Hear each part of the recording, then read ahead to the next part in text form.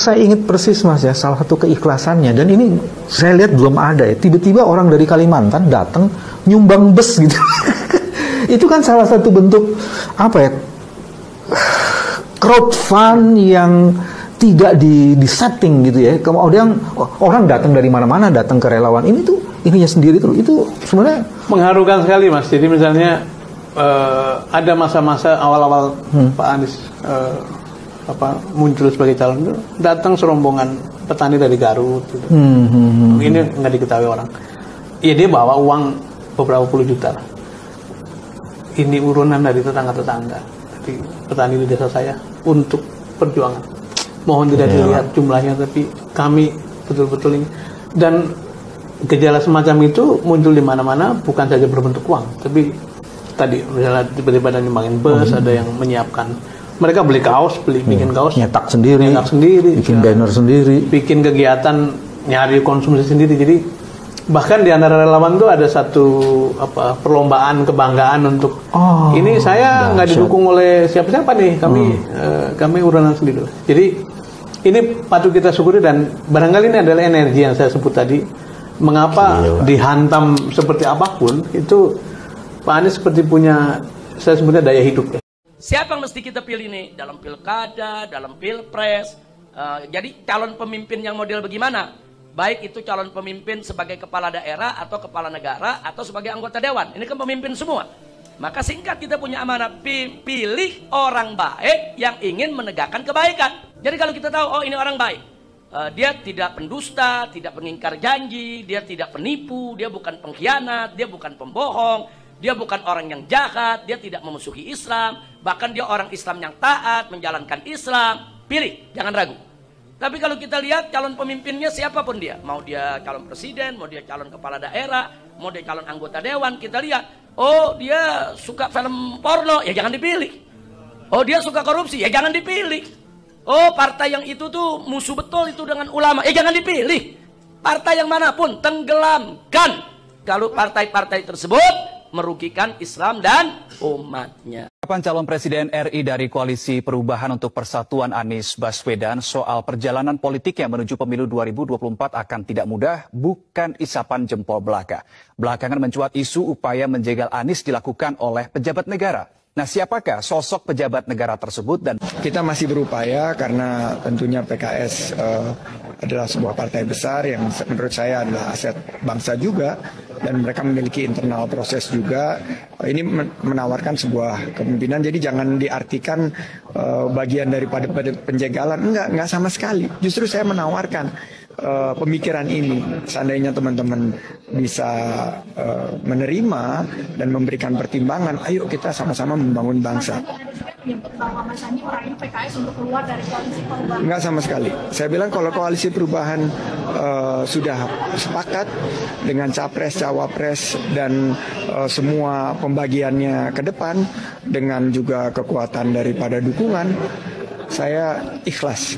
Menurut saya itu yang terbaik buat bangsa ini, silahkan.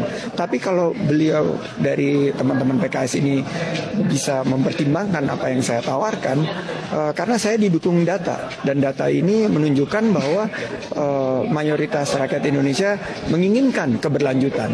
Tapi bagaimana caranya PKS bisa ikut bagian daripada poros percepatan ini? Nah, ini tentunya kan kita bicara bagaimana membangun bangsa bersama.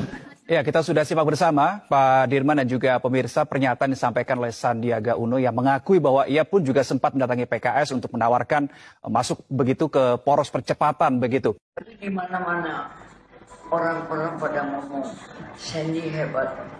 Nah, ada tadinya tidak punya apa-apa, sekarang jadi terkaya. Tadinya nggak punya apa-apa ya? Dulu kasih pinjam dong. Dia nggak punya apa-apa itu waktu. Kasih pinjam rumah kan? Ya. Sekarang rumahnya di mana, Sama? Kalau menurut saya dia lain sekarang. Kalau Tante mau ngomong sama Sandi seperti apa? Sandi terlalu pinter, Licik. pinternya nggak enak. Licik. Dia kepengennya menang sendiri. Licik banget ya. Lihai. Lihai. Nggak enak. Pinternya nggak enak. Justru itu, Pak Jokowi itu terus-menerus membuat sistem sehingga sampai Romi pun ketangkap sama KPK.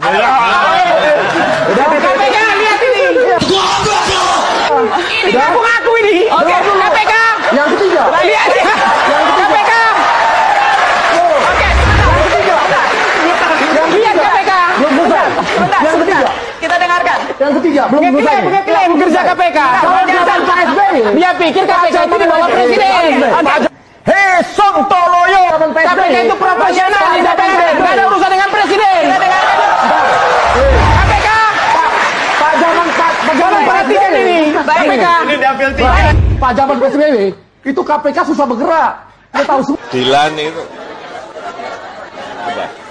Wah, nggak ketangkap orang-orang yang jual jabatan. Yang keempat, tadi dengan 1 cm dari Pak Jokowi. Semua yang datang ke Demokrat misalnya gitu, itu dari sesederhana menawarkan yuk gabung ke pemerintahan sekarang, dapat menteri segala macam, sampai ya sudah kalau Pak AHY mau jadi wakil presiden sama kita aja gitu.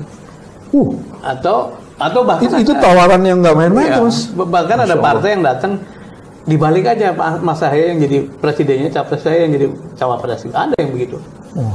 Jadi kalau ini apresiasi kita pada Demokrat ya. Kalau yang dicari adalah sekedar status atau pengen maju semata-mata jadi capres atau cawapres. Ini informasinya gile banget. Sebetulnya beliau sudah berangkat lah. Tapi kan tadi kita diikat oleh satu, bukan saja formalitas apa piagam, tapi juga ada kesamaan tadi, chemistry, jiwa, tujuan, visi dan sebagainya. Begitupun yang ke PKS. Sampai hari ini terus-menerus didekati oleh, nggak main-main ini yang datang. Sambil dikatakan nanti bukan hanya soal-soal pembiayaan, tapi juga suaranya bisa ditambah nanti gitu. Lewat segala macam cara. Political engineeringnya masuk. Ungkapan calon presiden RI dari Koalisi Perubahan untuk Persatuan Anies Baswedan soal perjalanan politiknya menuju pemilu 2024 akan tidak mudah, bukan isapan jempol belaka. Belakangan mencuat isu upaya menjegal Anies dilakukan oleh pejabat negara. Nah, siapakah sosok pejabat negara tersebut dan bagaimana kemudian Koalisi Perubahan menghadapi hal itu? Saat ini kami sudah terhubung dengan Sudirman Said, juru bicara Anies Baswedan, untuk mendiskusikan hal tersebut. Pak Dirman, selamat malam. Selamat malam, Mas Reno. Selamat malam, Bang Anda. Apa kabar? Baik, Pak Dirman, kalau kita merujuk atau saya boleh mengutip pernyataan Anda, bergantian pejabat negara merayu PKS untuk keluar dari koalisi. Kata bergantian ini kan menunjukkan bahwa tidak hanya satu pejabat negara yang mencoba menarik PKS keluar dari koalisi. Siapa, Pak Dirman, tokoh tersebut, pejabat itu? Tentu saya tidak mungkin menyampaikan namanya ya, tapi yang paling penting adalah ingin saya tekankan tadi, saya menggarisbawahi pernyataan Pak Sekjen PKS, Pak Habib Abu Bakar, bahwa situasi apapun itu dinamika yang memang kita sudah antisipasi lah, namanya kompetisi. Dan yang penting adalah ketiga partai itu sampai hari ini alhamdulillah solid, tetap fokus pada tujuan bagaimana mengantarkan Pak Anies Baswedan menjadi calon presiden, kemudian pada waktunya memilih atau memutuskan calon wakil presidennya dan diumumkan ke publik. Jadi saya menjelaskan kemarin konteksnya lebih pada supaya masyarakat tahu bahwa memang ada upaya-upaya yang cenderung tidak fair gitu, dan itu bukan satu-satunya cara, tapi rangkaian peristiwa yang saya kira publik sudah tahu juga, banyak yang menulis, banyak yang membicarakan diri, dan benar sekali kalau dikatakan bergantian artinya lebih dari satu, itu benar sekali. Secara proses barangkali sah saja, cuman ingin kita menyampaikan kepada publik, pada masyarakat, para pendukungnya Pak Anies, bahwa suasana memang tidak seperti biasa, tidak mudah, dan saya pun berdialog dengan sejumlah pihak, termasuk para pengamat internasional, media-media internasional, itu mereka bertanya kenapa sampai begini rupa gitu ya, dan memang penjelasannya sulit untuk dijelaskan dengan rasional, tapi itulah yang kita alami, dan barangkali ini bagian dari dinamika perjuangan, tantangan berjuang untuk mendorong perubahan. Oke, baik. Gitu Mas Relon. Upaya-upaya untuk menjegal Anies kemudian menjegal koalisi ini apakah dirasakan sejak pendeklarasian tanggal untuk mengurangi kecurigaan publik terhadap siapa di belakang survei ini? Kenapa Saiful Mujani Research and Consulting itu tidak membuka?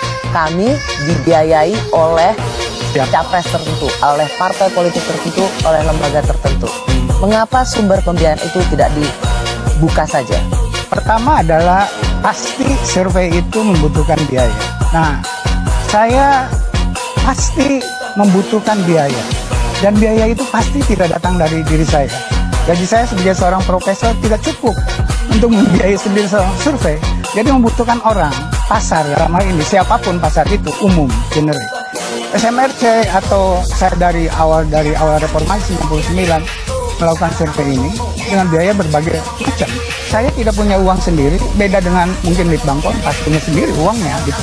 Saya tidak sekaya Litbang Kompas dalam hal ini. Gitu. Jadi pasti ada pihak, tapi saya tidak akan buka dan sumber itu pun keberatan kalau dibuka.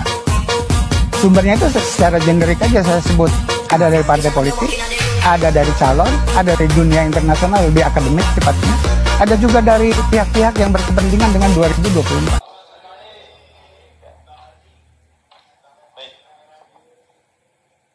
Yang lain nanti cukup menyimak saja, saya bacakan biar agak cepat begitu. Bismillahirrahmanirrahim. Rekomendasi bersama advokat, tokoh dan ulama nasional tentang tolak cawe-cawe Jokowi, tolak narasi politik identitas, kembalikan kekuasaan di tangan rakyat. Belum lama ini Presiden Jokowi menyatakan akan cawe-cawe dan tidak netral pada pemilihan presiden 2024. Padahal sebelumnya Jokowi menolak disebut ikut cawe-cawe soal pilpres. Pada saat yang sama, Presiden Jokowi juga selalu menyuarakan narasi penolakan terhadap politik identitas yang dapat dipahami sebagai penolakan terhadap politik berdasarkan Islam. Berkenaan dengan hal itu, kami, advokat, tokoh, dan ulama nasional menyampaikan rekomendasi sebagai berikut. Pertama, menolak tegas sikap politik Presiden Jokowi yang ikut cawe-cawe dalam Pilpres 2024. Semestinya Presiden Jokowi fokus menjalankan tugas dan fungsinya sebagai kepala negara sekaligus kepala pemerintahan. Tidak terjerumus masuk dalam kancah politik praktis dalam Pilpres 2024 yang dapat berujung chaos politik dan huru-hara di kalangan rakyat. Kedua, menolak narasi politik identitas yang substansinya adalah penolakan terhadap politik berdasarkan Islam, sekaligus menyayangkan maraknya politisasi Islam dalam Pilpres dan pemilu, di mana caleg dan capres hanya mengeksploitasi Islam untuk tujuan elektabilitas, padahal sikap politik dan cita politiknya bertentangan dengan Islam, bahkan memusuhi Islam. Ketiga, mendesak agar Presiden Jokowi mengembalikan kekuasaan di tangan rakyat dengan memberikan kemerdekaan kepada segenap rakyat untuk menentukan pilihan siapa pemimpinnya. Cawe-cawe yang dilakukan Jokowi hakikatnya adalah merampas hak atas kekuasaan dari rakyat untuk menentukan pemimpinnya. Keempat, mendesak Presiden Jokowi untuk bersikap netral, imparsial, dan adil untuk memberikan kesempatan kepada segenap putra terbaik bangsa untuk berkompetisi dalam Pilpres 2024 tanpa intervensi apapun dari Presiden, baik dengan dalih demi masa depan bangsa atau karena pentingnya Pilpres atau dalih apapun juga. Cawe-cawe dalam Pilpres justru mengkonfirmasi ada kepentingan oligarki yang ingin diselamatkan Jokowi. Kelima, mengajak segenap elemen anak bangsa baik dari kalangan advokat, tokoh, ulama, aktivis, mahasiswa, gerakan buruh tani dan nelayan, serta segenap elemen rakyat lainnya untuk ikut serta aktif mengontrol jalannya pemerintahan dan sekaligus memastikan tidak ada unsur-unsur intervensi politik dalam bentuk apapun dalam kontestasi Pilpres 2024 dan agar tidak terjadi chaos politik dan huru-hara di kalangan rakyat. Keenam, menghimbau kepada segenap elemen partai politik, kontestan politik dan para politisi untuk ikut mengontrol dan mengkritik kebijakan zalim Jokowi, baik melalui wakilnya di DPR maupun secara langsung melalui kadernya. Jangan sampai kezaliman Jokowi kepada rakyat didiamkan, sebab jika dibiarkan pada akhirnya, partai politik juga akan menjadi korban kezaliman rejim Jokowi.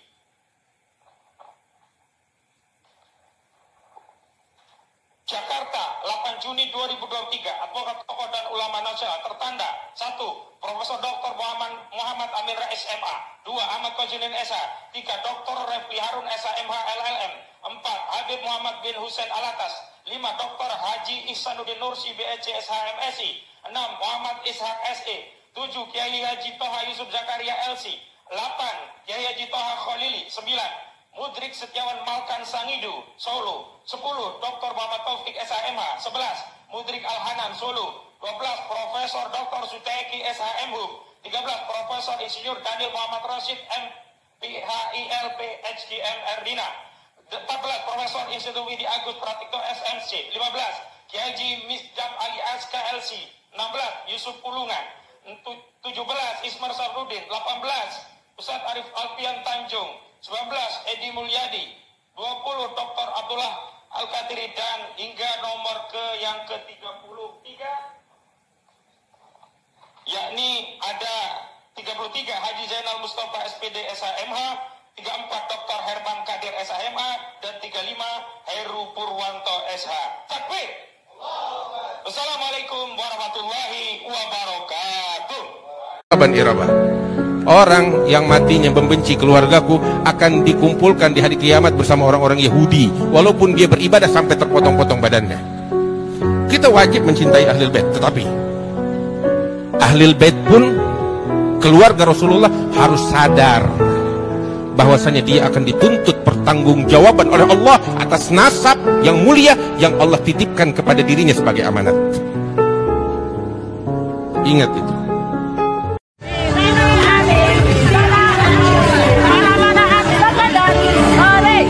Ratusan relawan Anies Baswedan di Semarang, Jawa Tengah menggelar kegiatan Jalan Sehat di kawasan Car Free Day Simpang 5. Mengusung tema Indonesia Memanggil, para relawan Anies mensosialisasikan keberhasilan dan rekam jejak Anies memimpin DKI Jakarta. Para relawan Anies Baswedan di kota Semarang dan sekitarnya, karena sedang Semarang, berkumpul di lapangan Simpang 5 ini bersama-sama dengan seluruh relawan seluruh Indonesia untuk sebagai rasa bahagia atas apa yang telah Pak Anies Baswedan lakukan di DKI Jakarta dalam 5 tahun terakhir. Hari ini adalah hari terakhir Pak Anies Baswedan berada di DKI 1, dan kemudian kami berharap Pak Anies Baswedan nantinya tidak hanya sekedar bermanfaat untuk Jakarta, tapi juga bermanfaat untuk Indonesia. Dukungan Anies di Jawa Tengah juga hadir dari jaringan relawan nasional Anies Baswedan Magelang Raya.